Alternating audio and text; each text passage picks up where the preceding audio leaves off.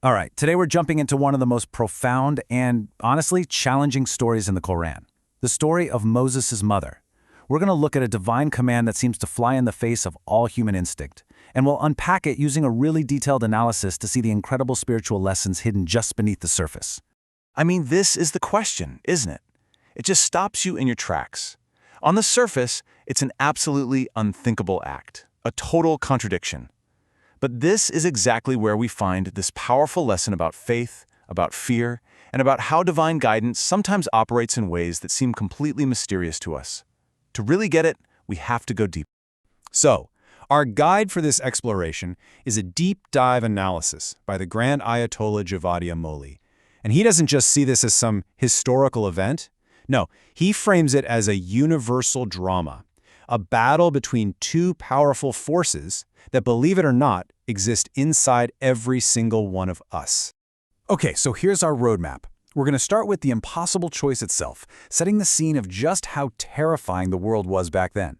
Then, we'll get into the real heart of the matter, this conflict between what the exegesis calls divine intellect and rebellious ignorance.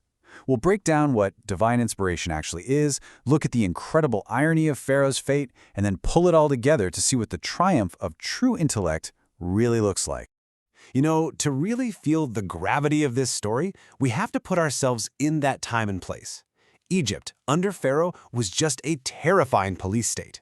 Pharaoh was paranoid. He'd heard prophecies that a boy from the Israelites would rise up and take his throne. And his solution? It was pure brutality. A decree to systematically murder every single newborn Israelite boy.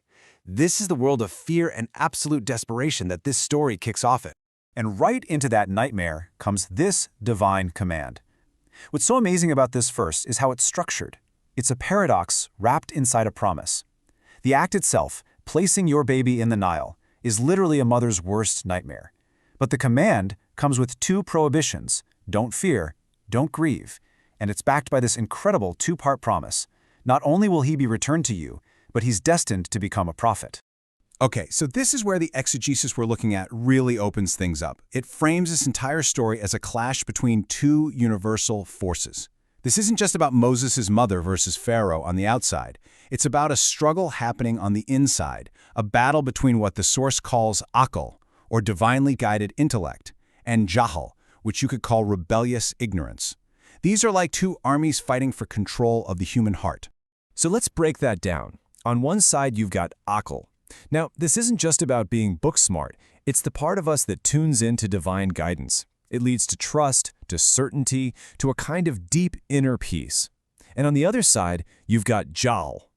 This force is all about rebellion, arrogance, and the anxiety and doubt that always come when you're fighting against the truth. Every single character in the story is being driven by one of these two forces. Now, this is a really important distinction about what jahl means. The source is super clear on this. This isn't about being uninformed. It's not just a lack of facts. Jahl is a moral and spiritual choice. It's about knowing the truth, or at least having access to it, and actively choosing to go against it. So Pharaoh isn't just making a strategic error. He's in a state of rebellion against reality itself, and that is the very essence of his jahl. So, what on earth gave Moses' mother the strength to follow the path of aql, of this divine intellect, and overcome her most powerful natural maternal instincts? Well, the answer lies in the specific kind of divine communication she received, which is known as wahi. The exegesis makes a critical distinction right here. The wahi given to Moses' mother is not the same kind that brings new religious laws. That's reserved for prophets. This was a direct inspiration, a kind of divinely implanted knowledge designed specifically to strengthen her heart and give her absolute certainty in a moment of crisis. You can almost think of it as a direct line of divine reassurance, just for her. And just look at how this divine communication was perfectly designed to support her. First, you get the command for her physical action: cast him. Second, you get the instruction for her emotional state: do not fear, do not grieve. And third, you get the promise that secures her future certainty, his return, and his destiny. It's like a complete package of guidance covering her actions, her emotions, and her mind. And this is the result. This God-given knowledge wasn't just a friendly suggestion. It gave her a deep, unshakable certainty. According to this analysis, that certainty is what fortified her will, her irada, and gave her the determination, the azm, to follow through. It was the force of that divine intellect, of aql, winning out over the natural panic and terror she must have been feeling. Okay, so now let's flip the coin and look at the other side of this cosmic battle.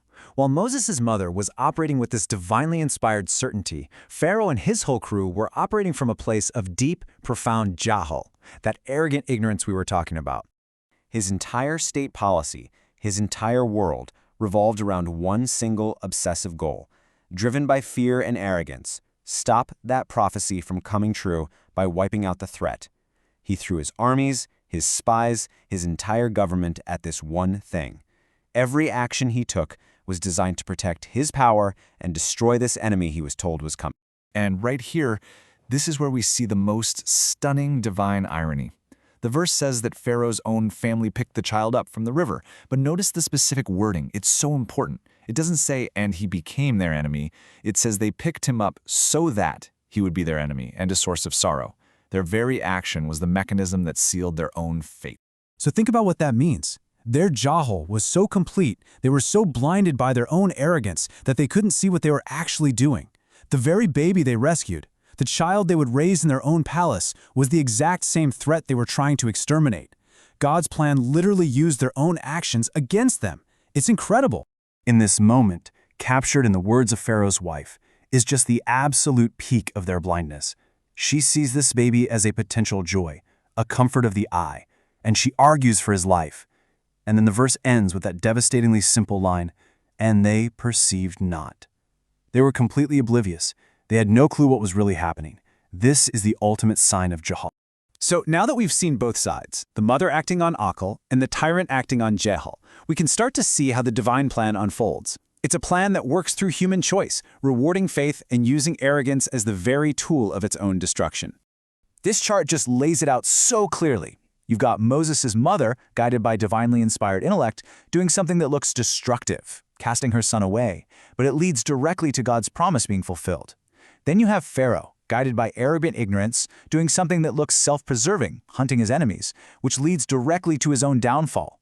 The outcomes are the complete opposite of what their actions would seem to suggest.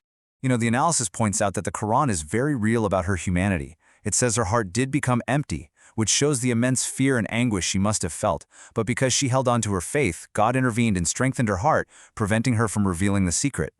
This shows that faith isn't about the absence of fear. It's the anchor that allows divine support to rush in when you need it most. And this really brings us to the core lesson of this entire story. True, divinely guided intellect, aqla, isn't about having the highest IQ.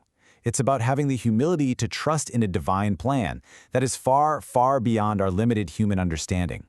It's about trusting that an act that seems completely irrational, like casting your child into a river, can be the very thing that saves him. So we end on this question, something for all of us to reflect on. The story presents this stark choice between the anxiety that comes from arrogant self-reliance and the tranquility that comes from absolute faith. It asks us to look at our own lives, in our own moments of crisis, when logic offers no comfort and fear is screaming in our ears, and ask ourselves, what is this source of our certainty? What is it that allows us to act when all seems lost?